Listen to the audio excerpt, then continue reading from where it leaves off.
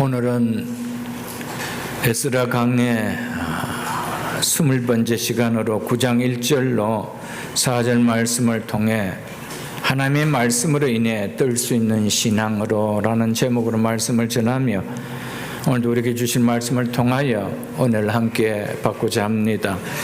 페르시아 고레스의 칙령으로 큰 꿈을 안고 예루살렘으로 돌아온 이스라엘 귀한 공동체가 힘든 가운데서도 말씀에 순종하며 성전 재건을 마쳤습니다.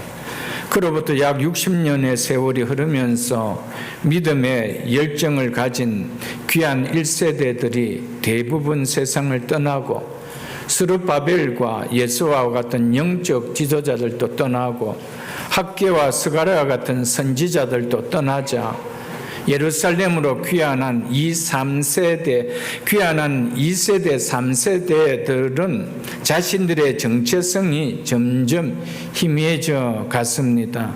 그러자 자연스럽게 주변 이방 문화와 종교로부터 큰 영향을 받게 되었습니다.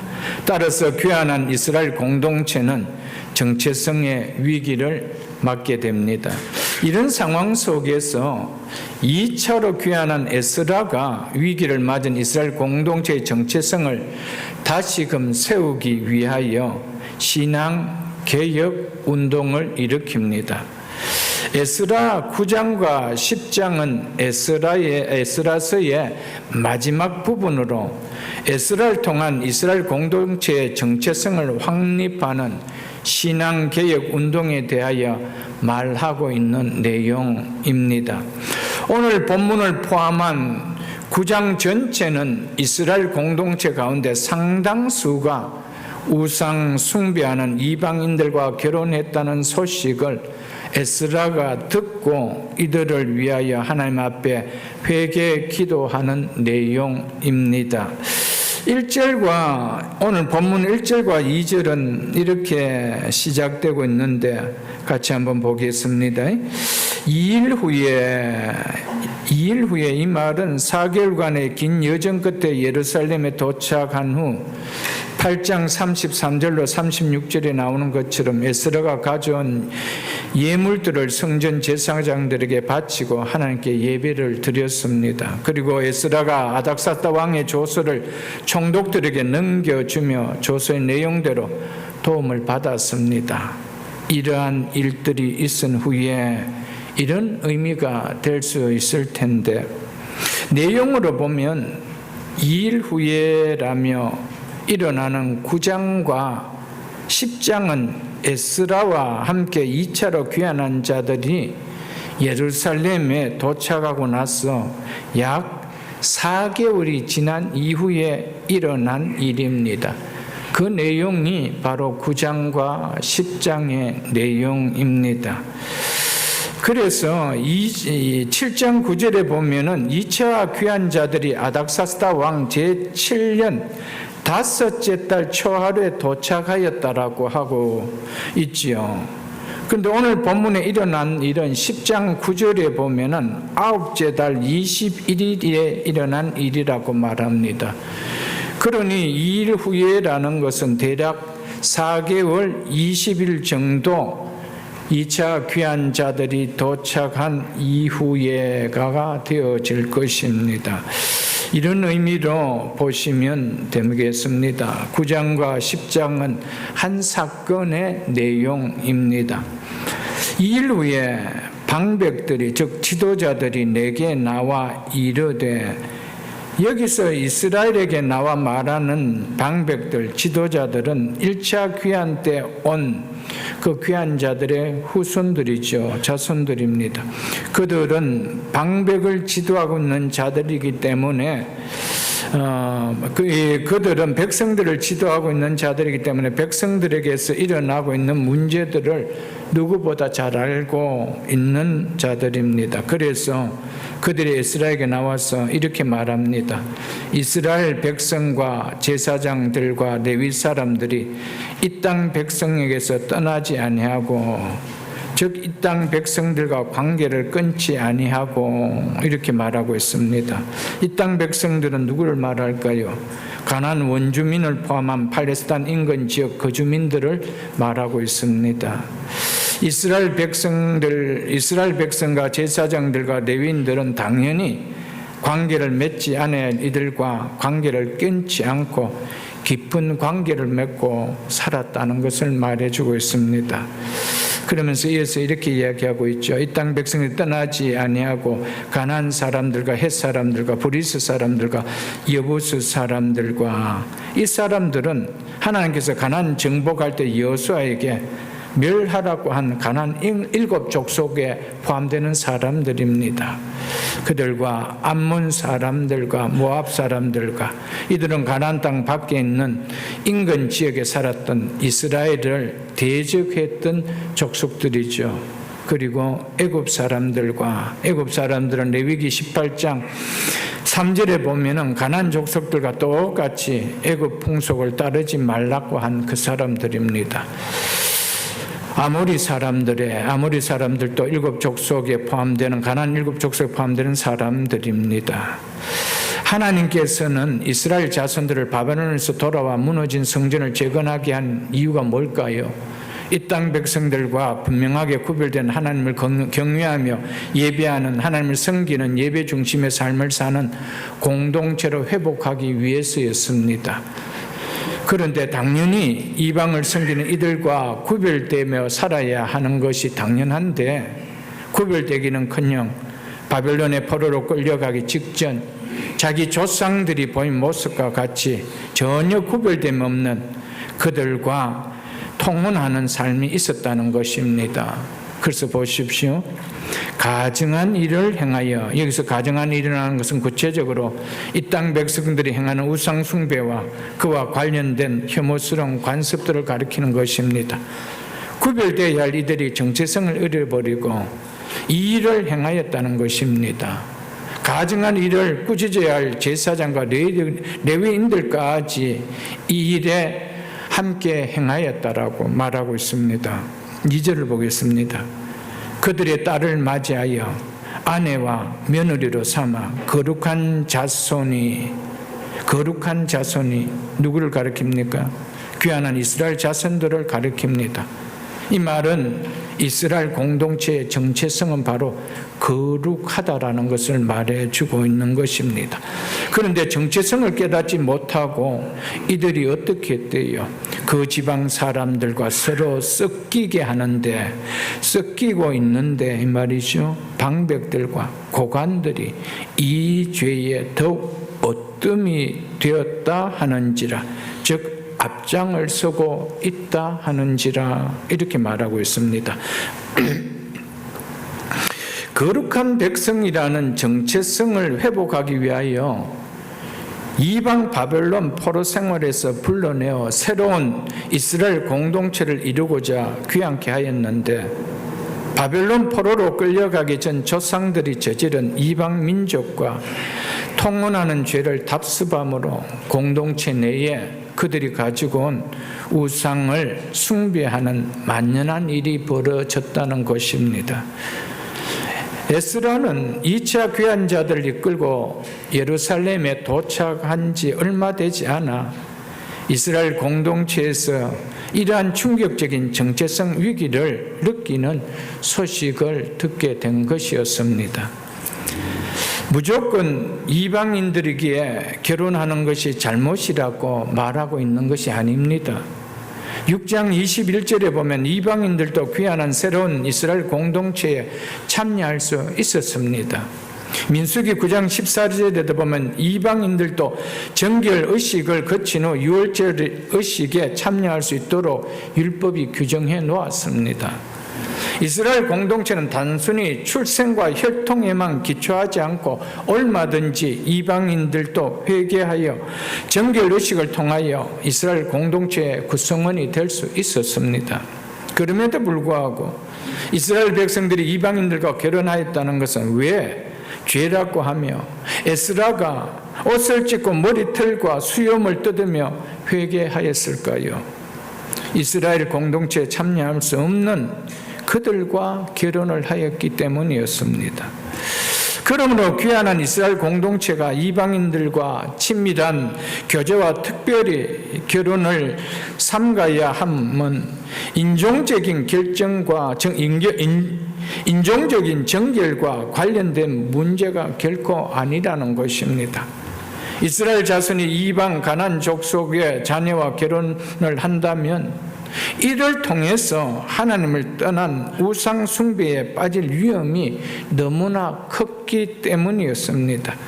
그래서 신명기 7장 3절로 4절에 보면 하나님께서 이스라엘 자손이 우상 숭배한 자들과 혼인관계에 맺는 것을 명백하게 금하도록 해놓았습니다. 한번 신명기 3장을 한번 찾아보겠습니다. 신명기 7장 3절과 4절에 보겠습니다. 신명기 7장 3절과 4절에 보면은 그들과 혼인하지도 말지니 내 딸을 그들의 아들에게도 주지 말 것이요 그들의 딸도 내 며느리로 삼지 말 것은 그가 내 아들을 유혹하여 그가 여호와를 떠나고 다른 신을 섬기게 하기 때문이라. 이것 때문에 우상 숭배하는 자들과 혼인을 금하라고 율법이 그렇게 말해 놓았던 것이었습니다. 그런데 백성들을 바르게 이끌고 가야 할 지도층 인사들이 이 죄에 더욱 앞장을 서고 있었다는 것입니다. 그러니 백성들은 어떻게 하겠어요, 여러분들? 이런 일에 목사가, 장로가, 권사가, 교회 중직자들이 이런 일에 앞장선다면 일반 성도들은 어떻게 했느냐는 것이죠. 너무나 쉽게 저지를 수 있는 죄가 된다는 겁니다. 교회 공동체에 먼저 믿은 성도들은 1년이라도 먼저 신앙생활을 하였으면 나중 믿는 자들에게 본을 보이는 신앙이 되도록 힘을 써야 됩니다. 나의 신앙이 나중에 신앙생활을 하는 사람들에게 좋은 영향을 끼치지 않는 그런 신앙의 모습을 우리는 보여서는 안 된다는 것입니다. 특별히 교회의 리더에 위치한 중직자들은 신앙생활의 모든 면에 지체들의 본이 되는 신앙이 되고자 늘 힘쓰고 깨어 있어야 합니다. 우리의 신앙에 바르지 못하는 모습이 성도들이 닮고자 하는 모습이 되게 해서는 그것은 안 된다는 것입니다. 오늘 이 부분을 이야기해 주고 있죠. 그래서 지도자들인 방백과 고관들이 이 죄에 더욱 어둠이 되었는지라 앞장서고 있었다. 이렇게 말해주고 있음을 우리는 눈여겨볼 수 있어야 합니다. 에스라는 유다와 예루살렘에 거주하는 이스라엘 자손들의 신앙의 열정이 식어졌다는 소식은 이미 바벨론 지역에서 듣고 잘 알고 있습니다. 그래서 이스라엘 공동체 신앙을 회복하여야겠다는 마음으로 아닥사스다 왕의 허락을 얻어 귀환하였습니다. 그런데 막상 와서 들린 말은 이들의 영적 상태는 충격적인 상태였다는 것입니다. 또다시 이방 땅의 포로를 끌려가야 할 정도로 타락한 그 상태였다는 것입니다. 이 죄에 더욱 앞장을 서고 있다고 하는 지금 제사장들과 레위인들과 방백들과 고관들은 모두 80년 전 고레스 왕의 칙령으로 성전을 재건하여 예배 중심의 새 공동체를 이루겠다는 마음으로 자신의 유익을 다 내려놓고 예루살렘으로 귀환한 바로 그들의 후손들입니다. 60년 전 성전 건축을 위해 힘을 다 쏟았던 바로 그들의 자손들입니다. 불과 이런 세월이 흐르자 부모 세대들이 보인 신앙은 이들에게서 다 사라져 버렸다는 것입니다. 왜 이렇게 부모 세대와 다르게 이들의 신앙이 변질되어 버렸을까요? 육적으로 고생하며 신앙을 지킨 부모 세대와 다르게 자녀 세대들은 이제 고생이 거두어지고 사는 편안함이 누려졌기 때문이었습니다. 육적으로 편안해지면 세상을 향해 믿음을 드러내며 살고자 하는 마음보다는 세상에 동화되어 세속화되는 것이 훨씬 더 쉬워집니다. 그렇게 하고 살고 싶은 유혹이 내 환경이 만들어가기가 너무 쉽다는 것입니다. 영적으로 열심을 내어보겠다는 마음보다 가진 것으로 육적으로 더 편안한 그리고 즐거움을 찾고자 하는 생활이 훨씬 더 쉬워진다는 것입니다. 그래서 2절 하반절에 보면은 방백들과 고관들이 이 죄에 더 어뜸이 되었다라고 하지요. 뭐를 말해줍니까? 돈과 지위를 가진 자들이 그렇지 못한 사람보다 죄를 짓기가 더 쉬워졌다 이 말을 하고 있는 것입니다. 물론 다 그런 것은 아니지만 그만큼 환경이 하나님의 말씀을 떠나 살게 만들기가 쉽다는 것을 말해줍니다. 돈이 없어서 주의를 지키는 것이 어렵기보다 돈이 있기에 주의를 지키는 것이 어렵게 만듭니다. 돈이 없어서 믿음을 지키기 어렵기보다 돈이 있기 때문에 믿음을 지키기가 더 어렵다는 이 말입니다. 여러분 그렇지 않을까요, 여러분들? 돈이 있으면 있을수록 신앙을 지키며 믿음으로 살아가고자 하는 마음보다는 자신이 가진 것으로 세상을 더 즐기고 더 누리고 싶은 유혹을 받기가 훨씬 쉽습니다. 없는 자들에게는 이런 유혹이 그렇게 와지 않습니다. 그러나 있으면 있기 때문에 그 있는 걸 가지고 어디에서 누리고 싶을까요? 세상에서 누리고 싶은 거예요. 육적으로 누리고 싶은 거예요. 그러니까 이 유혹을 훨씬 많이 받게 되는 것이죠. 그래서 신명기 8장 12절로 14절에 보면 모세가 이제 가나안 땅을 눈앞에 두고 가나안 땅에 들어가고자 하는 이스라엘 백성들 향하여 이렇게 이야기했습니다. 너희가 먹어서 배부르고 아름다운 집을 짓고 거주하게 되며 또 너희 소와 양이 번성하며 너희 은금이 정식되며 너희 소유가 다 풍부하게 될 때에 너희 마음이 교만하여 너희 하나님 여호와를 잊어버릴까 염려하노라 라고 경고의 메시지를 날렸습니다. 아직 이들은 광야에 있었습니다. 아직 가나안 땅에 들어가지 않았습니다. 들어가기 직전에 있었습니다. 이제 요단강만 건너면 들어가야 됩니다. 마지막 들어가기 전에 이스라엘 백성을 향하여 모세가 설교를 하는 내용입니다. 거기 들어가면 분명히 광야와는 다르게 배불리 먹고 아름다운 집도 짓고 텐트 생활이 아니라 이제는 집도 짓고 거주하게 된다는 것이죠. 소와 양이 번성하게 되고 은금이 재물이 정식하게 된다는 겁니다. 그렇게 되면은 너희 마음이 교만하여 너희 하나님을 잊어버릴까 내가 경고한다 이렇게 이야기했습니다. 사랑하는 성도 여러분, 하나님께서 모든 환경에 은혜를 베푸실 때 그것이 하나님을 떠나게 하는 심판이 되게 해서는 안 됩니다. 징계가 되게 해서는 안 됩니다. 그것이 도리어 하나님을 더 잘 섬길 수 있도록 하는 우리의 믿음이 될 수 있도록 해야 된다 이 말씀입니다. 하나님께서 금지하신 중요한 것들 가운데 하나는 우상을 섬기는 이방인들과의 결혼이었습니다. 이것은 종족이 달라서가 아닙니다. 신앙의 이유 때문이었습니다. 성경 몇 곳을 좀 찾아보겠습니다.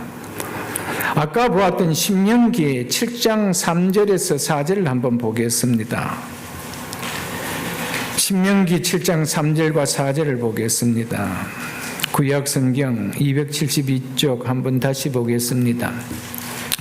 또 그들과 혼인하지 말지니 내 딸을 그들 아들에게 주지 말 것이요 그들의 딸도 내 며느리로 삼지 말 것은 4절에 왜냐하면이란 이유가 나옵니다. 왜냐하면 그가 네 아들을 유혹하여 그가 여호와를 떠나고 다른 신들을 섬기게 함으로 즉 다른 신들을 섬기게 하기 때문이라 이렇게 이야기하고 있습니다.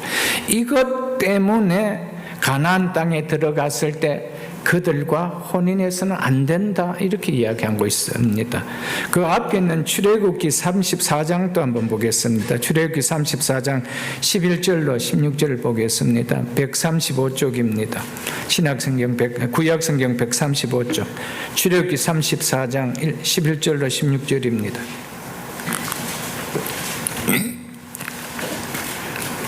출애굽기 34장 11절 16절입니다.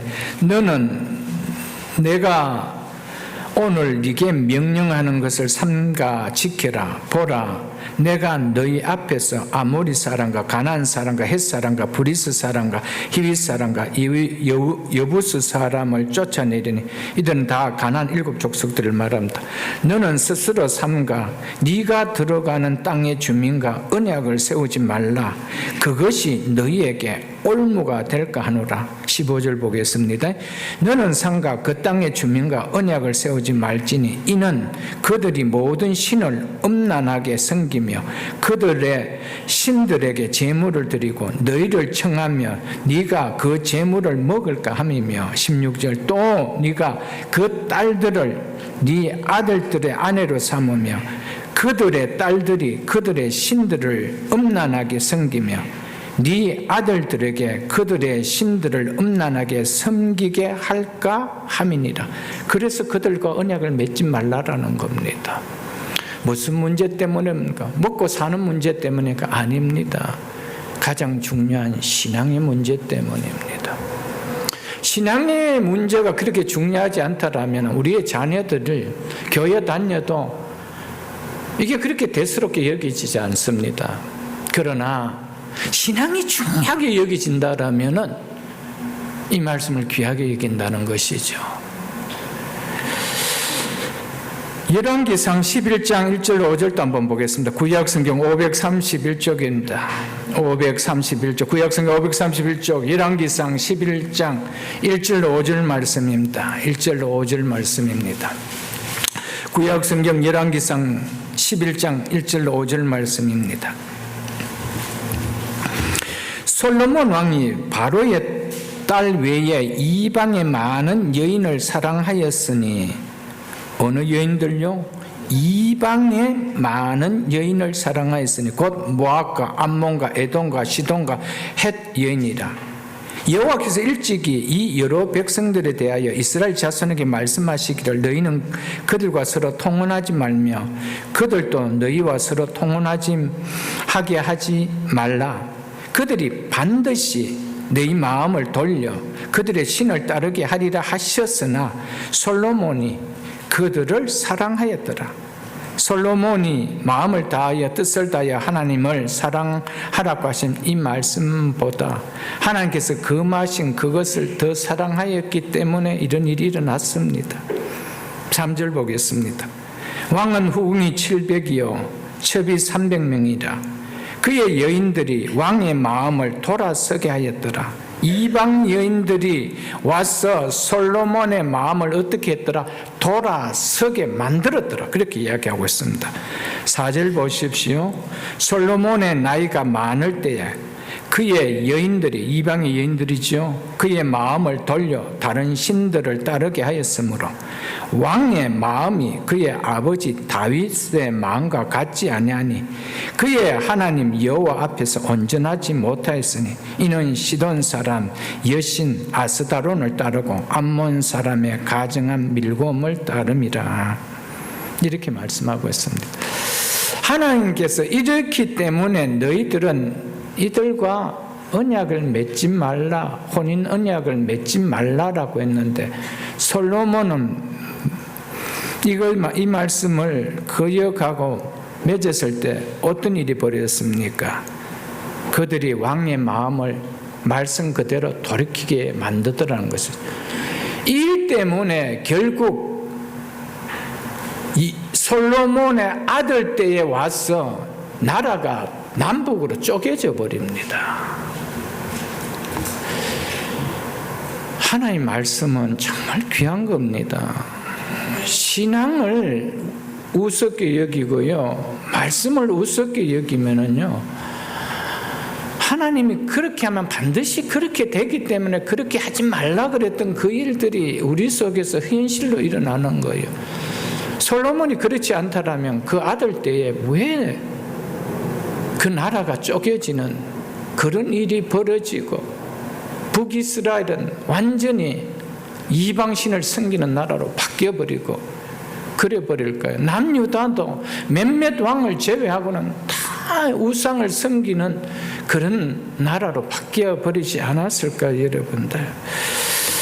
열왕기상 16장 31절로 33절에도 보면은 아합 왕도 이방 여자 이스벨을 아내로 얻고 어떤 일이 벌어졌는지 잘 보여주고 있습니다.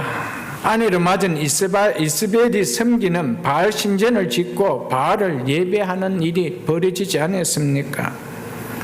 이처럼 이스라엘 백성들이 이방 여자들과 결혼하게 되면 당연히 이방 여자들로부터 유혹을 받아 그들이 믿는 우상을 섬길 수 있기 때문에 하나님께서는 율법으로 그것을 막아 놓으셨습니다. 하나님께서 창조하실 때 남편이 아내의 말을 잘 듣도록 지어 놓으신 것 같습니다. 그걸 아셨기 때문에 네 아들을 이방의 여인들에게 주면 안 된다라고 했던 것이었습니다. 아담이 누구의 말을 듣고 먹지 말라라고 한 선악과를 먹었습니까? 자기가 따먹었습니까? 아닙니다. 하와가 주어서 따먹었습니다. 그래서 디모데전서 2장 14절에 보면 사도 바울이 아담이 속은 것이 아니고 여자가 속아 죄에 빠졌습니다, 이렇게 이야기하고 있습니다. 고린도후서 11장 3절에도 보면 사도 바울이 뱀이 그 관계로 하와를 미혹하였다라고 이야기합니다. 아담을 미혹하였다라고 이야기하고 있지 않습니까? 그래서 창세기 3장 6절에 보면은 이렇게 말씀하고 있습니다. 한번 찾아보겠습니다.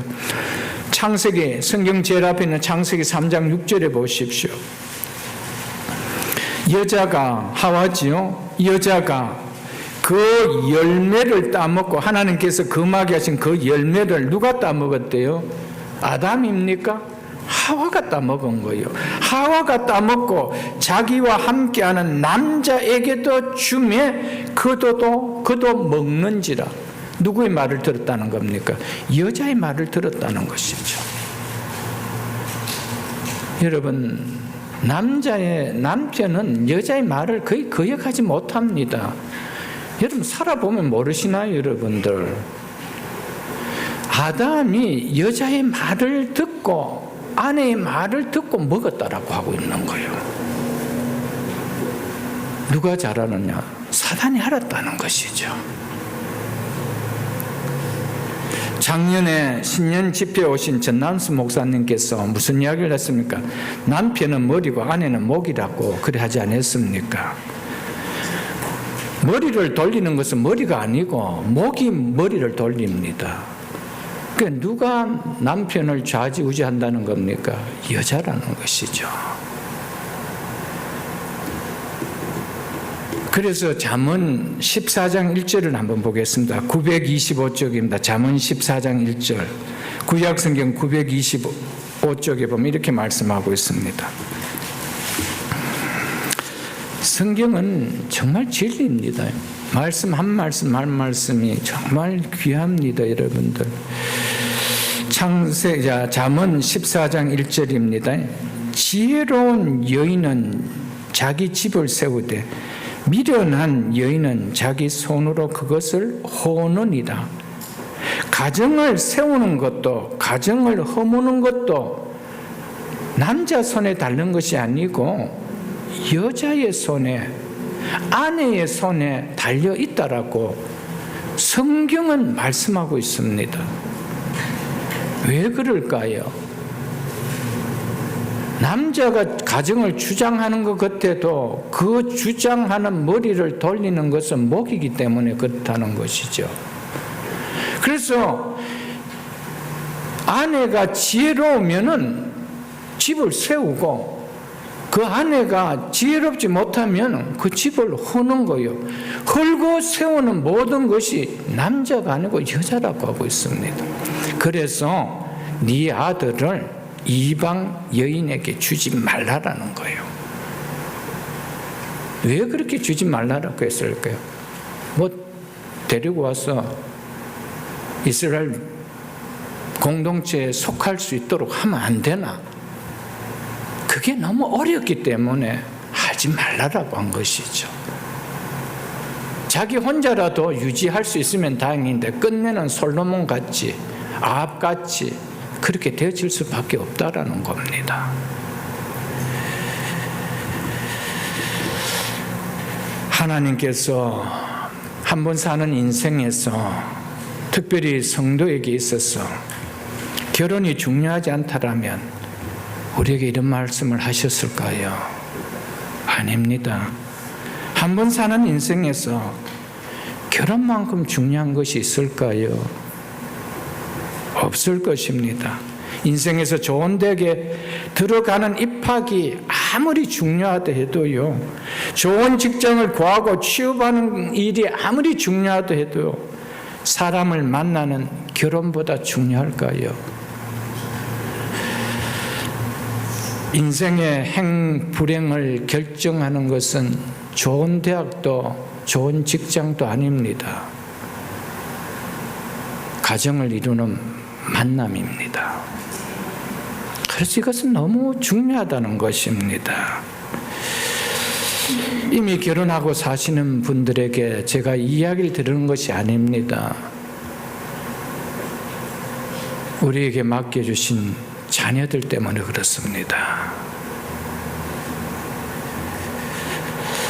그런데 한 번도 결혼 생활을 해보지 않은 우리 자녀들에게 결혼 배우자를 어떻게 선택해야 할지 믿음의 부모가 가르치지 않고 그냥 알아서 하도록 맡긴다는 것은 그건 정말 직무유기입니다.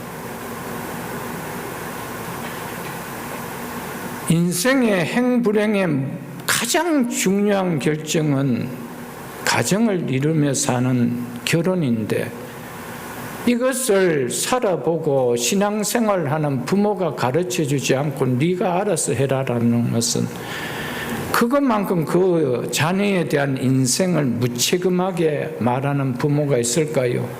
세상의 부모들은 모르니까 그럴 수 있다 하지만은 말씀을 붙들고 무엇이 복인 줄 아는 부모가 거기에 대해서 무책임하다라면 그건 안 된다는 것입니다. 그동안 모든 사랑을 다 주며 힘듦도 마다하지 않고 힘을 다해 키우며 공부시키며 양육하였는데, 그 모든 세월이 결혼으로 내 자녀의 인생이 불행해진다라면 그 모든 수고는 아무런 의미가 없어지는 거 아닐까요, 여러분들? 한숨과 눈물과 아픔만 남겨지는 거 아닐까요? 이것이 애지중지 자녀를 키운 부모의 결과일 텐데, 이렇게도 중요한 결혼을 눈에 보이는 것으로만, 세상의 것으로만 선택하도록 무책임하게 양육할 수 있느냐는 것입니다. 믿지 않은 사람들은 세상의 관점에서, 세상의 눈의 기준으로 결혼을 할 수 있겠지만은 믿음의 자녀는 그렇지 않다라는 겁니다. 왜냐하면 여기 모든 인생의 답이 나오기 때문에 말씀하고 있는 것이죠. 여러분 한번 돌아온 시간들을 돌아보십시오. 여러분의 자녀들을 어떻게 키웠습니까? 10달 동안 뱃속에서부터 태어나서 성장할 때 자녀들은 내가 어떻게 컸는지 잘 모를 겁니다. 근데 부모들은 그걸 생생하게 다 알고 있잖아요. 애지중지 키웠습니다. 조금이라도 좋은 학교 열려고 정말 얼마나 애쓰고 힘쓰었습니까? 그 자녀들 조금이라도 잘 키워보려고 얼마나 애쓰면서 여러분들 사업을 해오고 직장생활을 해왔습니까? 근데 공부도 잘 시켰어. 그래서 좋은 대학도 보냈어. 나와서 좋은 잡도 가졌어. 그러면 인생이 정말 멋진 인생이 될 거라고 생각하는데 마지막 만남에서 잘못 만나니까 그동안 애쓰던 애씀이 기쁨이 아니고 한순간 눈물로 부모는 지쳐야 되는 거예요. 그래서 주변에서 너무 많이 보지 않나요, 여러분들? 여러분, 결혼만큼 중요한 거 없습니다. 대학 결혼에 비교가 되지 않아요, 여러분들. 취업 결혼에 비교가 되지 않습니다. 그래서 성도는 자녀들의 결혼을 위하여 끊임없이 가르쳐야 되고요. 그 배우자를 두고 기도해야 되는 거예요. 너무 중요하기 때문에 그렇다는 거예요. 비록 선교사가 되어 선교지에 가지는 못하지만은 내가 믿지 않는 가정에 들어가서 저 믿지 않는 가정을 복음하겠다, 이 정도의 사명감을 갖고 안 믿는 가정에 들어가 결혼 생활을 한다는 모르겠지만은 그냥 눈에 보이는 조건이 좋아서 그렇게 한다라면은 내가 가진 그 신앙마저도 다 잃어버립니다. 없습니다. 왜? 머리를 돌리는 것은 목이기 때문에 그렇습니다. 없습니다, 여러분들. 여러분 주변에 한번 보십시오. 부인이 안 나오는데 남자 혼자 교회 나오시는 것을 잘 보셨습니까? 거의 못 보실 것입니다. 그들은 다 청소년 때 다 교회 다녔던 사람들인데도 믿지 않은 가정에 들어가면 혼자 교회 안 나옵니다. 그래 될 수밖에 없습니다, 여러분들.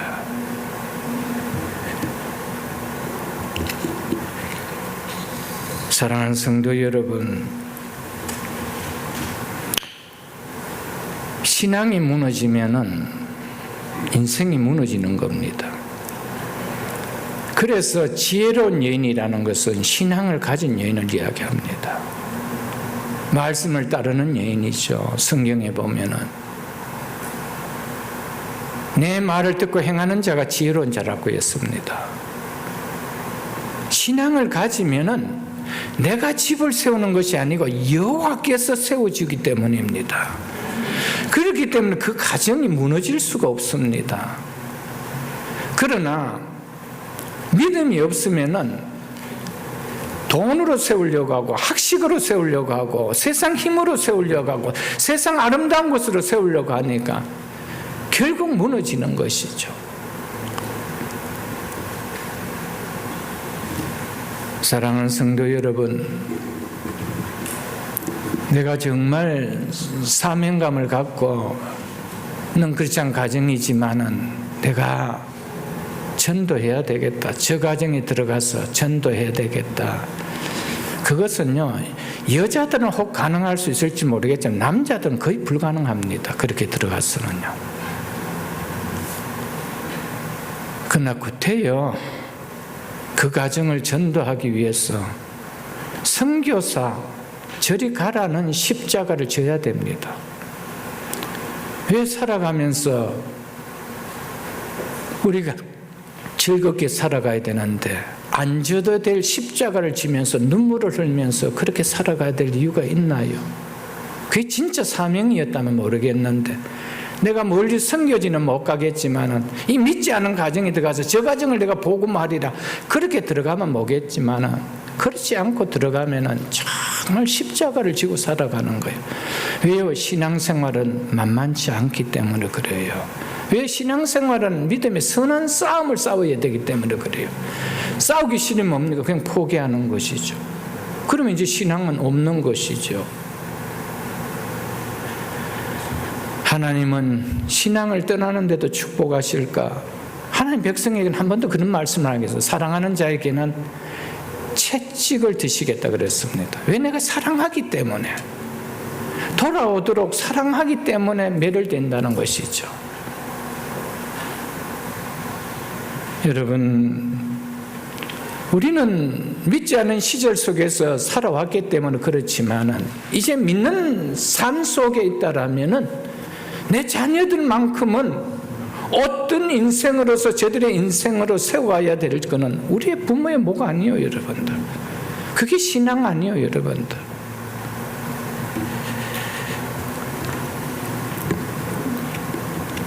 결혼은 단순히 결혼하는 나 혼자의 문제가 절대 아닙니다.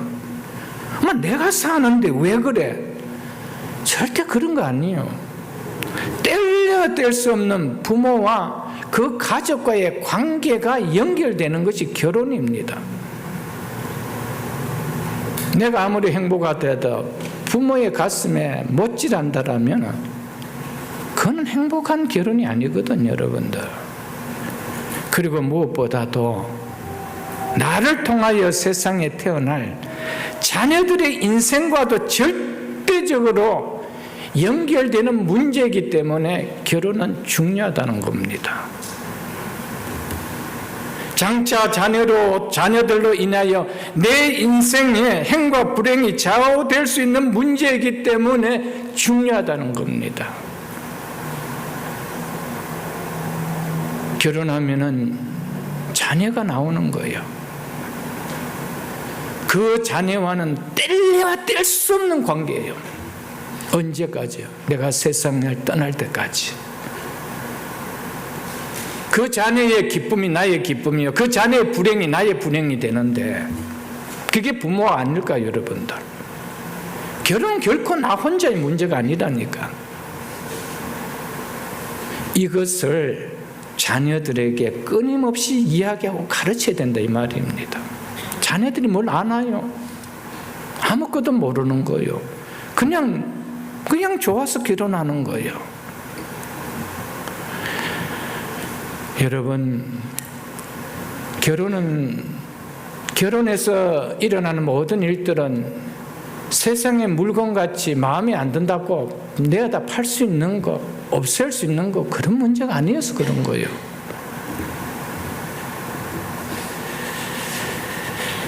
사랑하는 성도 여러분, 예수를 믿는 그리스도인이라 하여도 성도가 믿음을 통하여 가져야 할 영적 분별력과 신앙의 분별력이 없는 신앙이 되면 선택의 기준은 결코 영적으로 신앙적으로 될 수 없습니다. 교회는 나오지만 선택의 기준은 믿지 않은 넌크리스찬과 똑같은 기준으로 선택을 합니다. 왜요? 영적인 분별력과 신앙의 분별력이 내게 없기 때문에 그렇습니다.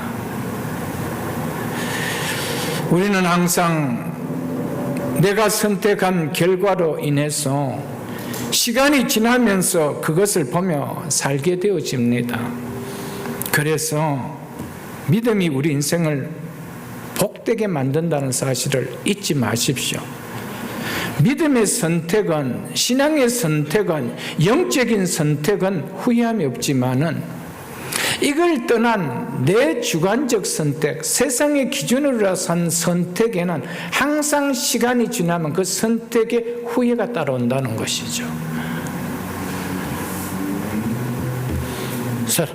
사랑하는 성도 여러분, 그래서 믿음이 중요하다라고 이야기하는 겁니다. 그래서 믿음 생활을 잘해야 된다는 겁니다.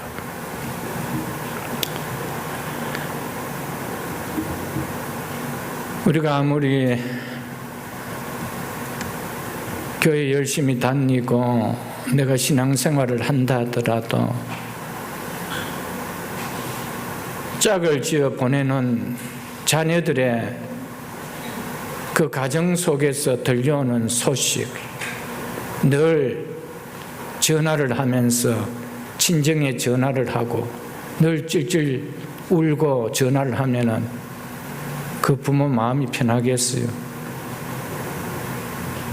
그런 것도 한 번, 두 번이지. 그래서 나 더 이상 전화도 안 할래. 혼자 막 이걸 마음에 새기며 살래. 그렇게 할 수 있는 것도 아니잖아요, 여러분들. 여러분, 부디 믿음 생활 잘하십시오.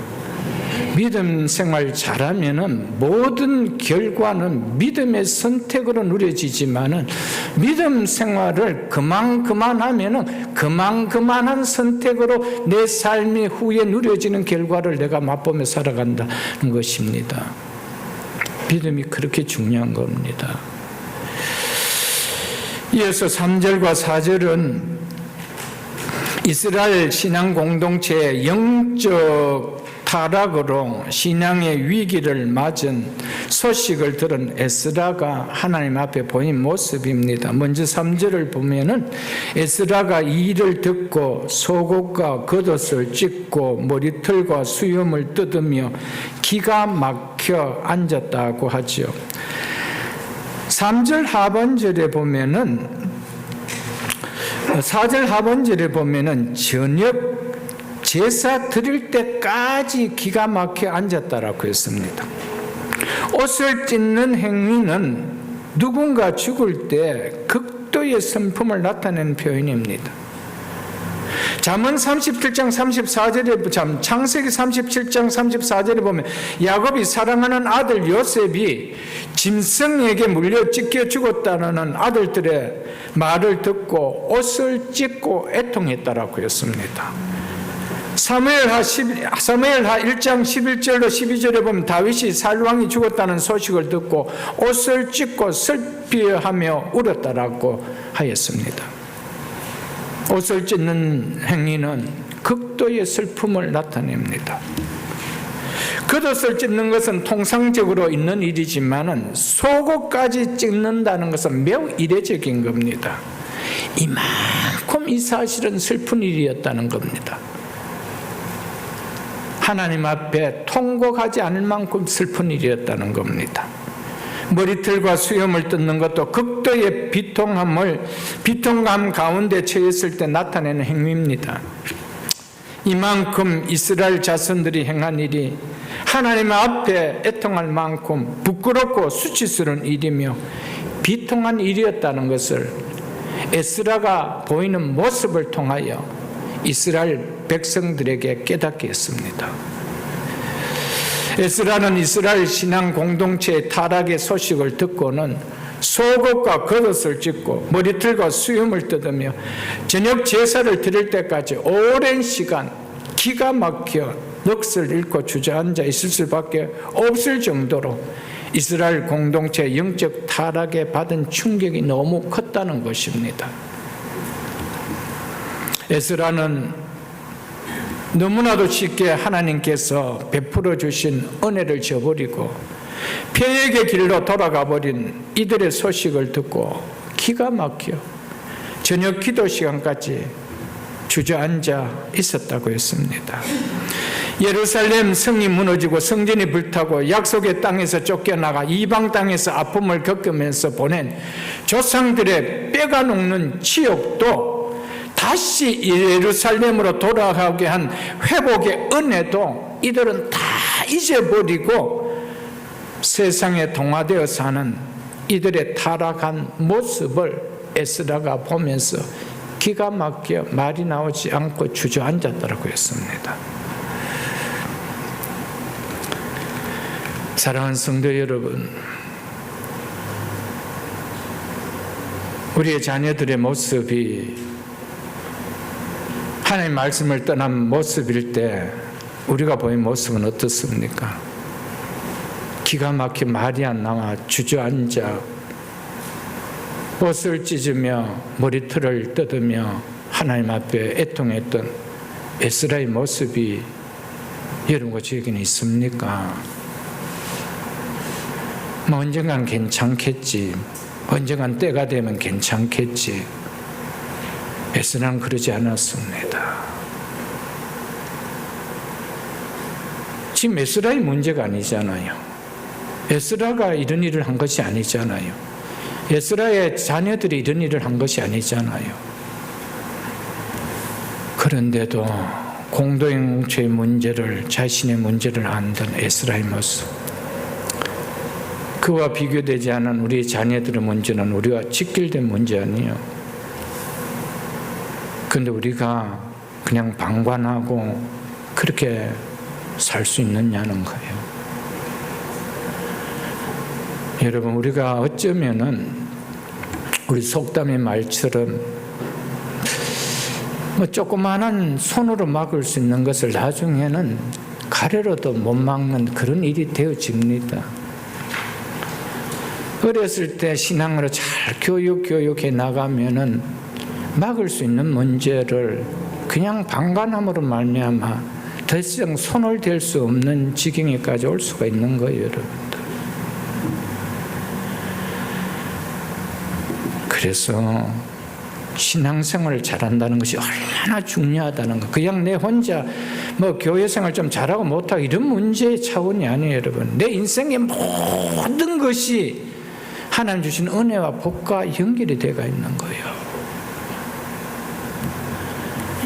오늘 말씀을 통하여 여러분의 마음에 조금이라도 좀 울림이 있고 떨림이 있고 깨달아짐이 있는 시간이 되었으면 좋겠습니다. 그렇다면 성령께서 여러분들에게 주시는 하나님의 말씀일 것입니다.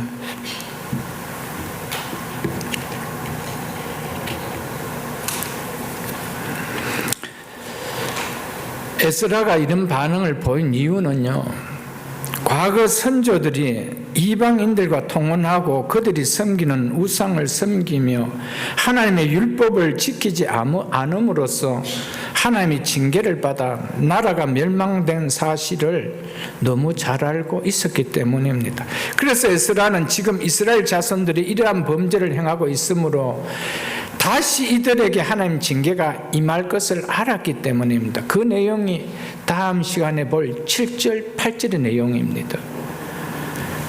그래서 두려워해서 속옷까지 찢고 머리털과 수염을 뜯으며 넋을 잃고 주저앉아 있을 수밖에 없었습니다.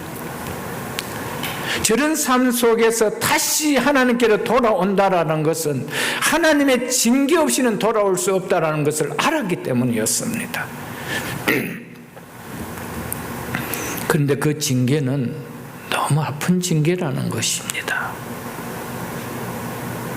그래서 그것을 알았기에 하나님 여기에서 돌아올 수 있도록 해달라고 통고가 했던 것이었습니다.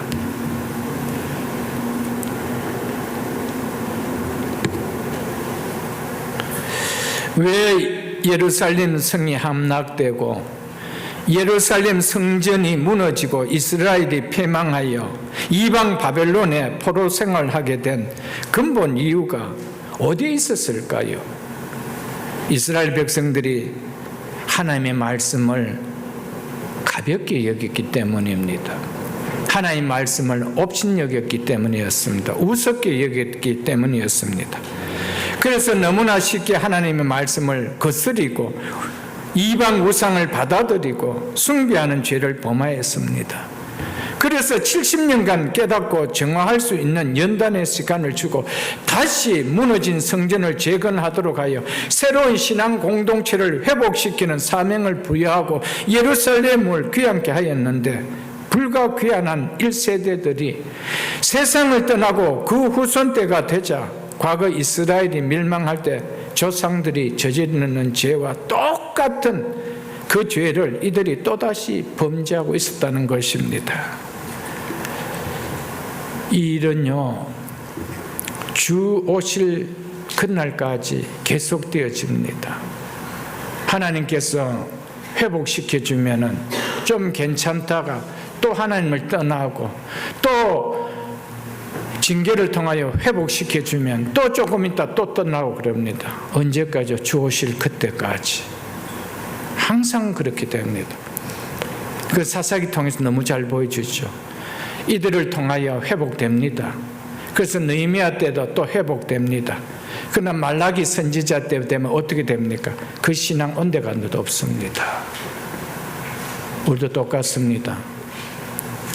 교회가 주 오시는 그날까지 떨어져 나가는 것 같은데 그 말씀 앞에 회개하며 뜨는 자들, 남은 자들이 있다는 겁니다. 그들을 통하여, 그들의 후손들을 통하여 또 하나님의 교회는 세워가는 거예요. 그들의 후손 가운데 또 떨어져 나간 자들이 있는가 하면 그들의 후손 가운데 또 말씀 앞에 뜨는 자들이 있다는 거예요. 그래서 하나님 교회는 남은 자들 통하여 끊임없이 나간다는 겁니다. 여러분, 우리는 남은 자들 속에 속해야 돼요. 하나님께서는 바벨론 땅에 있는 남은 자들을 예루살렘으로 귀환시켰습니다. 고레스를 통하여 칙령을 내려 귀환시켜 줬습니다. 그 남은 자들을 통하여 예루살렘 성전이 회복되고 예배 공동체가 회복되었습니다. 그런데 그 세대가 떠나자 그들의 후손들 가운데 이런 죄가 범해지더라는 것이죠. 그런데 에스라를 통하여 또 말씀을 권면하니 그들 가운데 말씀을 듣고 뜨는 자가 또 나오더라는 거예요. 그런데 이들이 떠나자 또 옛날과 똑같이 돌아와요. 그런데 그들 가운데 또 선지자가 말을 하니까 듣고 깨닫는 자가 또 나오더라는 거예요. 하나님의 세계는, 믿음의 세계는, 하나님의 교회는 그들을 통하여 주 오실 때까지 이루어져 가는 거예요. 거기에 내가 돼야 되고 내 가정이 돼야 되는 거예요. 믿으십니까, 여러분들? 4절을 보겠습니다. 이에 이스라엘의 하나님의 말씀으로 말미암아 떠는 자가 사로잡혔던 이 사람들, 바벨론에서 포로로 돌아온 자손들을 말하지요. 이 사람들의 죄 때문에, 무슨 죄입니까? 이방 족속과 통혼한 죄를 말하지요. 죄 때문에 다 내게로 모여오더라. 내가 저녁 제사 드릴 때까지 기가 막혀 앉았더니. 에스라가 보이는 행동이 이스라엘 자손에게 큰 충격을 준 것으로 보입니다. 그래서 에스라의 행동을 본 이스라엘 백성들이 하나 둘 이방인과 통혼하는 것이 하나님께 얼마나 큰 죄임을 깨달아진 자들이 에스라에게 한 명, 두 명씩 모여들기 시작했다는 겁니다. 이방인과 통혼하시 하나님 앞에 행한 죄임이 깨달아진 자들은 하나님의 말씀으로 말미암아 떠는 자들이었다라고 성경은 말하고 있습니다.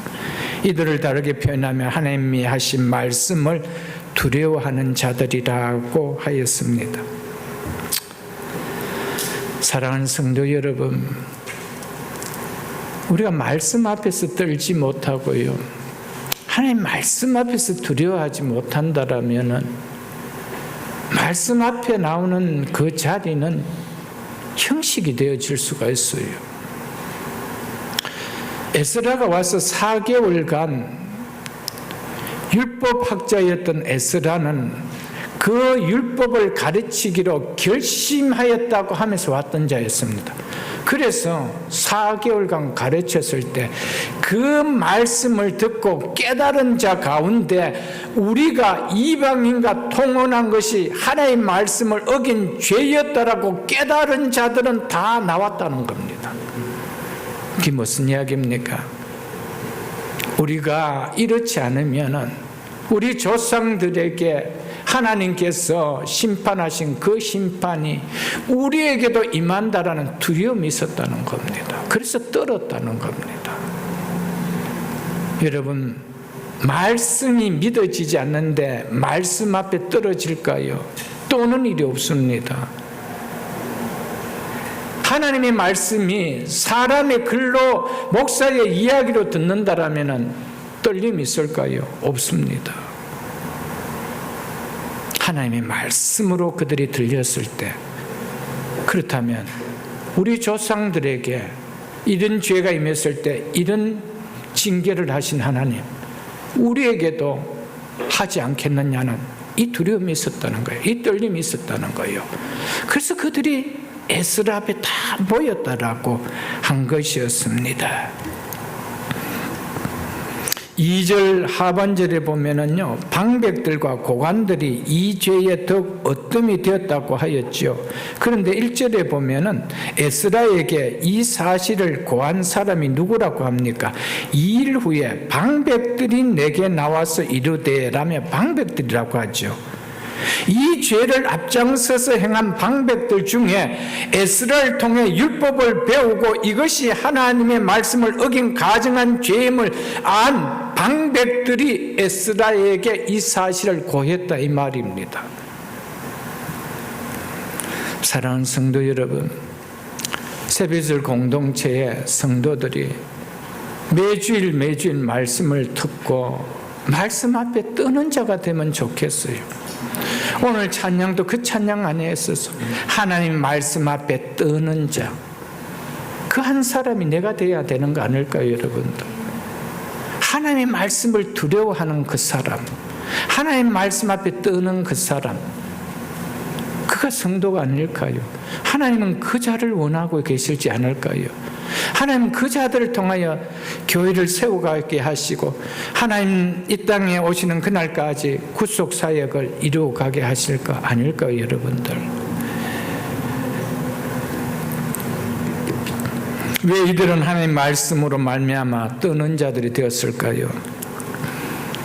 이들은 이스라엘 백성들이 하나님 말씀을 어기고 가증한 죄에 빠졌던 사실을 인하여 두려움을 가졌기 때문입니다. 이들이 이런 두려움을 가진 가닥은 과거 이스라엘 백성들이 바벨론에 멸망하고 백성들이 바벨론의 포로로 잡혀간 것이 하나님 말씀을 범죄한, 하나님 말씀을 업신여기며 범죄한 죄로 인하여 하나님께로 받은 징계의 결과임이 너무나 말씀을 통하여 깨달아졌기 때문입니다. 역대하 36장을 보겠습니다. 에스라 앞이 역대합니다. 역대하 36장, 역대하 제일 마지막 장 36장 11절로 16절을 보겠습니다.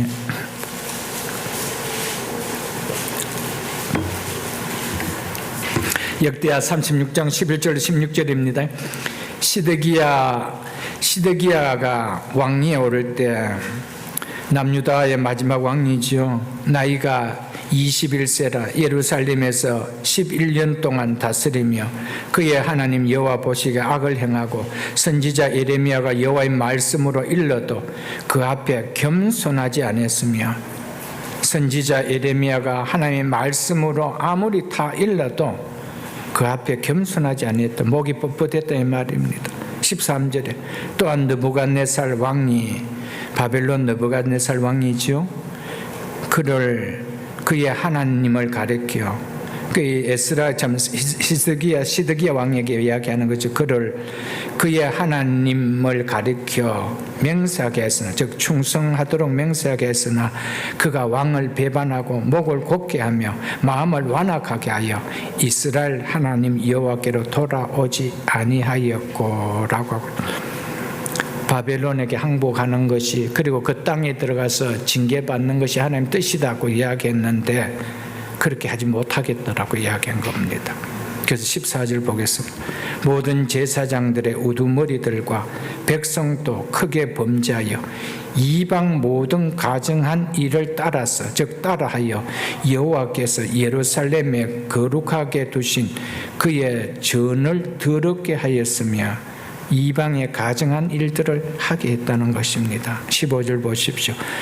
그 조상들의 하나님 여호와께서 그의 백성과 그 거하시는 곳을 아끼사 부지런히 그의 사신들을, 선지자들 말하죠, 그 백성에게 보내어 이르셨으나 그의 백성이 하나님의 사신을 비웃고 그의 말씀을 멸시하며 그의 선지자를 욕하여 여호와의 진노를 그의 백성에게 미치게 하여 회복할 수 없게 하였으므로, 17절 보겠습니다. 하나님이 갈대아 왕의, 이 바벨론 왕 느부갓네살 왕을 이야기하지요, 손에 그들을 다 넘기시매. 19절 보겠습니다. 또 하나님의 전을 불사르며 예루살렘 성벽을 헐며 그들의 모든 궁실을 불사르며 그들의 모든 귀한 그릇을 부수고 칼에서 살아남은 자를 그가 바벨론으로 사로잡아가며 무리가 거기서 갈대아 왕과 그의 자손의 노예가 되어 바사국이 즉 페르시아가 통치할 때까지 이르느니라. 아멘. 그 이들은 우리 조상들이 왜 예루살렘 성이 무너지고 성전이 불탔는지 알았다는 것입니다. 하나님의 말씀을 거역한 결과구나. 하나님의 말씀을 우습게 여기고 우상을 받아들인 결과구나. 이걸 알았다는 것이죠. 그러니까 우리가 지금 조상들이 행한 그 범죄한 삶을 그대로 답습하고 있으니 우리도 이 징계를 받는다는 것은 불보듯 뻔하지 않느냐. 그래서 말씀 앞에 떨었다는 거예요. 두려워했다는 거예요. 여러분, 우리는 말씀을 어떻게 여기고 있습니까? 오늘 이 말씀에 보면은 그들이 뭐 했대요? 그들이 선지자들이 즉 사신들이 전하는 말씀을 비웃고 멸시했다라고 이야기합니다. 여러분, 하나님의 말씀을 존중히 여길 수 있기를 주의 축복합니다. 하나님의 말씀을 존중히 여길 때 무엇이 옳고 그른지 분별할 수 있는 영적 분별력이 생깁니다. 분별력이 생기는데 그 판단이 그릇된 판단이 되어질 수 있을까요? 없다라는 것을 우리는 깨달을 수 있어야 됩니다. 이처럼 과거 이스라엘이 바벨론에 멸망하고 백성들이 바벨론에 바로잡힌 것이 바로 하나님의 말씀을 전하는 선지자들을 비웃고 하나님의 말씀을 멸시한 죄로 인해서 하나님께 심판받았다는 것을 너무 깨달아졌기 때문에 그래서 말씀 앞에 떠는 거예요. 중요한 것은 말씀을 들을 때 깨달아지는 겁니다. 그래서 여러분들이 늘 말씀을 듣는 자리, 예배 자리에 올 때 기도해야 될 중요한 기도가 오늘도 하나님 주시는 하나님의 말씀이 깨달아지게 하옵소서. 내 속에 깨달아지게 하옵소서. 그냥 들려지는 소리가 아니라 깨달아지는 말씀이 되게 하옵소서. 그것이 있어야 된다라는 것이죠. 그래서 시편 119편 11절에 보면 내가 주께 범죄하지 아니하려 하여 주의 말씀을 내 마음에 두었나이다 라고 했습니다. 말씀을 두기 때문에 그 말씀이 두려워서 우리가 범죄하지 않는 거예요. 근데 말씀을 두지 않으면은 뭐 그런 일이 일어난다, 그런 일을 한다고 해서 무슨 일이 생기나? 다 요즘 교인들 다 그렇게 사는데 난 아무것도 아니지 이렇게 여기는 겁니다. 여러분, 그럴 때 하나님께서 가볍게 만져주시는 것을 감사하게 하십시오. 그렇지 않으면은 그것은 로마서 2장에 보면은 그것은 그 죄악을 심판을 쌓고 있다라고 했습니다. 지나가고 있어 아무것도 아니네. 괜찮네. 아니올시다. 일이 커지면은 눈사태는 더 크게 일어나는 거예요, 여러분들. 하나님의 말씀 앞에 좀 떨 수 있는 우리 신앙, 그 신앙이 되어진다면 얼마나 우리 인생이 달라지지 않을까요? 우리 삶이 달라지지 않을까요? 나에게 주신 내 가족들이 달라지고 내 가정이 달라지지 않을까요, 여러분들?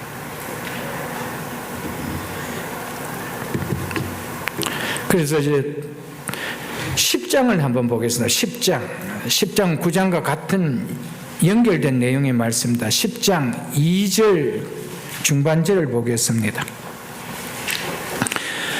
2절 중반절로 4절까지 보겠습니다. 우리가 우리 하나님께 범죄하여 이 땅 이방 여자를 맞이하여 아내로 삼았으나 이스라엘에게 아직도 소망이 있나니 하나님 앞에 징계를 받는 이 사실 앞에서 이스라엘에게 아직 소망이 있다라고 이야기해요. 참 귀하지요. 3절 보겠습니다.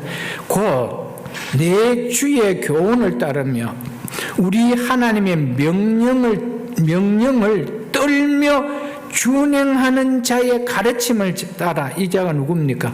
에스라지요. 에스라의 가르침을 따라 이 모든 아내와 그들의 소생을 다 보내기로 우리 하나님과 언약을 세우고 율법대로 행할 것이라. 그래서 소망이 있다는 겁니다. 말씀의 가르침을 따른 자들이 있기에 절망적인 상황 속에서도 소망이 있다라고 하는 겁니다. 사랑하는 성도 여러분, 내가 말씀 앞에 떨기에, 그래서 말씀 앞에 나오기에, 그래도 내 가정이 소망이 있다라고 말씀할 수 있기를 주님 축복합니다. 내가 말씀 앞에 서기에 이런 상황 속에서도 우리 가정이 소망이 있다라고 이야기할 수 있는 신앙이 되어야 된다, 이 말입니다. 말씀이 떠나면 소망이 없습니다. 이스라엘 백성들이 패망할 때 그들은 끝까지 말씀을 떠났습니다. 그러나 에스라 앞에서 닥쳤던 이스라엘 백성들은 달랐습니다. 말씀 앞에 떨었습니다. 두려워했습니다. 그래서 그들이 이스라엘에게 아직도 소망이 있나이다 라고 고백할 수 있었죠. 하나님, 그래도 우리 가정이 이런 가운데서도 소망이 있습니다. 제가 말씀을 붙들고 살지 않습니까? 우리의 가족이 그래도 말씀을 붙들고 살지 않습니까? 예배자로 살고 있지 않습니까? 소망이 있음을 감사합니다. 거긴 소망이 있는 거예요. 믿으십니까, 여러분들? 이 4절에 그렇지요. 이는 당신이 주장할 일이니 맡으신 일이니, 이 말이죠. 일어나소서, 우리가 되오리니 힘써 행하소서. 에스라가 왜 왔습니까? 이스라엘 공동체, 타락한 이스라엘 공동체를 회복시키기 위하여, 개혁하기 위해서 온 것이죠. 이들이 있기에 개혁한 거예요. 이들이 있기에 일이 회복될 수 있었던 것이요. 사랑하는 성도 여러분, 새벽이슬 교회도 말씀에 떠는 자들이 모이기 때 회복이 있는 거예요. 말씀에 떠는 자들이 한 명이라도 두 명이라도 모일 때 회복이 있는 거예요. 소망이 있는 거예요. 그렇지 않으면 회복이 없는 거예요. 그럴 때 하나님께서 목회자를 통하여 하게 하신 뭡니까? 이 시대의 말씀 회복 아니요, 이 시대의 신앙 회복 아니요, 아무리 세상이, 아무리 교회가 타락했다 할지라도 말씀을 붙들고 에스라같이 개혁하는 교회들이 있지 않나요, 여러분들? 근데 거기에 떠는 자들이 없다라면 소망이 없는 거예요. 여러분, 한 사람 한 사람이 에스라 앞에 모인 말씀에 떠는 자가 될 수 있기를 주의 이름으로 축복합니다. 이사야 66장 2절을 한번 보겠습니다. 이 말씀을 보고 말씀을 제가 좀 정리하겠습니다. 이사야 66장 2절을 한번 보겠습니다. 이사야 66장 2절입니다. 이사야서 66장 2절이 1048쪽입니다. 이렇게 말씀하고 있습니다. 나 여호와가 말하노라. 나 여호와가 말하노라. 목사의 말이 아닙니다. 선지자의 말이 아닙니다. 나 여호와가 친히 말합니다. 나 여호와가 말하노라. 내 손이 이 모든 것을 지었으므로 그들이 생겼느니라. 물은 마음이 가난하고 심령에 통회하며 내 말을 듣고 떠는 자, 그 사람을 내가 돌보려니와. 하나님이 누구의 인생을 돌본대요? 누구의 삶을 돌봐주시겠대요? 누구의 특별한 은혜를 주시겠대요? 내 말을 듣고 떠는 자. 사랑하는 성도 여러분,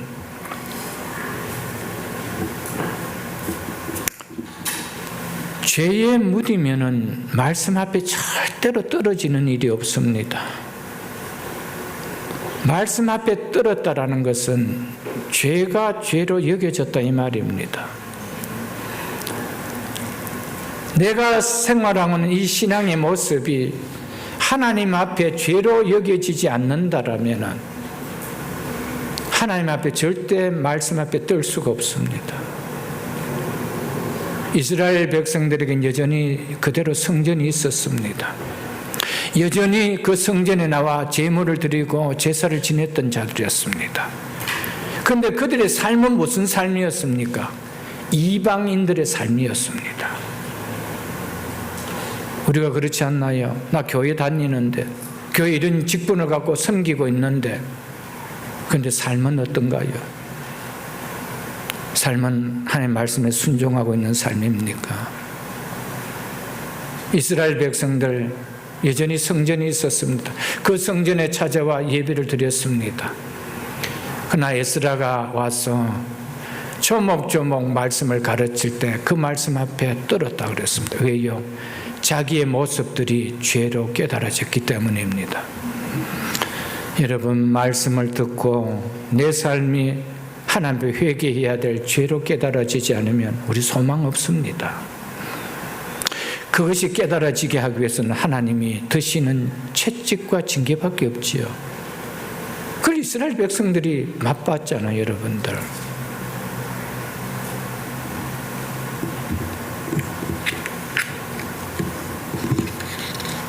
사랑하는 성도 여러분,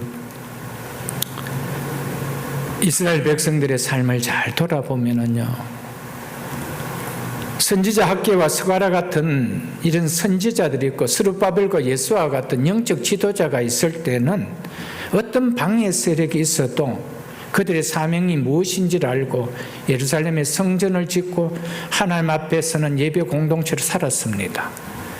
그런데 그들이 세상을 떠나자 이끌어갈 영적 지도자가 없자 예배당도 있고 성전도 있고 여전히 제물을 드리며 하나님 앞에 나오는 모습은 있는데 삶은 완전히 이방화되어 버렸습니다. 그러자 다시 말씀을 들고 오는 에스라가 있자 또 다시 변합니다. 뭘 말해줄까요?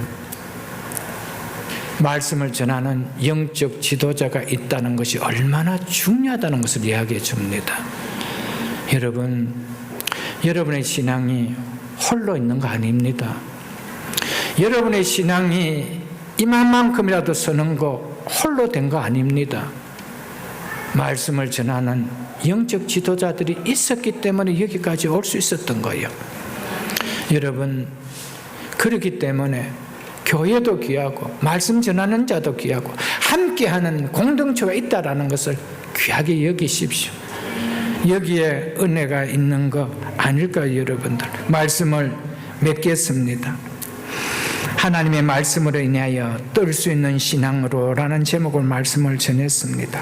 사랑하는 성도 여러분, 우리 남은 인생 속에 말씀을 두려워하고 말씀을 뜰 때 거기에 소망이 있는 줄 알고 거기에 은혜가 있는 줄 알고 거기에 하나님의 돌보심에 특별한 은혜가 있는 줄 알고 하나님 말씀을 무관하게 여기고 깃털처럼 가볍게 여기는 삶이 아니라 그 말씀 앞에 두려워 떠는 우리의 남은 인생이 됨으로 말미암아 내 자신은 물론이거나 내 가정과 우리 속에 나를 통하여 속하는 우리의 자녀들께까지도 하나님의 돌보시는 축복의 은혜는 우리의 삶이 될 수 있기를 주님의 이름으로 축복합니다.